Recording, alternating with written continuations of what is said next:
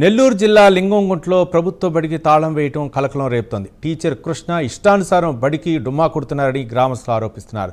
School మొత్తానికి నలుగురే పిల్లలు ఉన్నారు. టీచర్ రాకపోవడంతో ఉన్న పిల్లలు కూడా స్కూల్కి వెళ్లటం లేదు.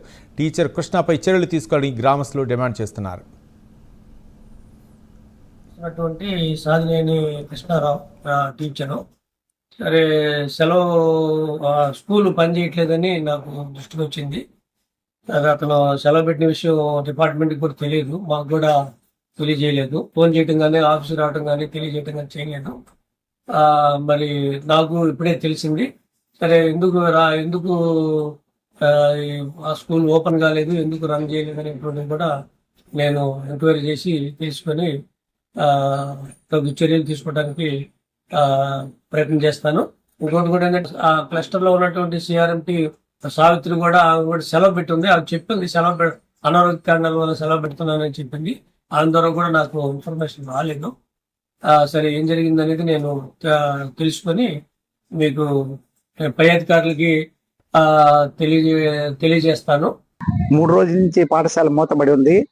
అది ఎందుకు మూతబడి ఉందో ఏమీ అర్థం కావట్లేదు.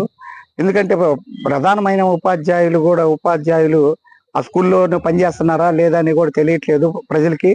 ఆ విధంగా ఎంఈఓ గారు పర్యవేక్షణ ఉందా లేదా కూడా తెలియట్లేదు. స్కూల్ మూతయటం అనేది చాలా ఘోరమైన విషయము. ఎందుకంటే ఆ బడుగు వర్గాల్లో కాలనీలో ఉన్నటువంటి ఈ పాఠశాల ఆ పాఠశాలకి ఎక్కువగా బడుగు వర్గాల పిల్లలు ఎక్కువ వస్తుంటారు కాబట్టి వాళ్ళ బడుగు వర్గాలు ఇప్పటికే ప్రభుత్వ పాఠశాల అంటే చాలా అవమానకరంగాను ఒక ఏహభాయంగా ఉంది.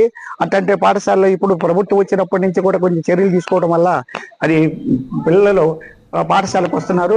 తల్లికి వందనం ఇట్లాంటి పథకాలు పెట్టడం వల్ల మనకి బాగా వస్తూ ఉన్నారు, పాఠశాలకు వస్తున్నారు చదువుకోవటానికి.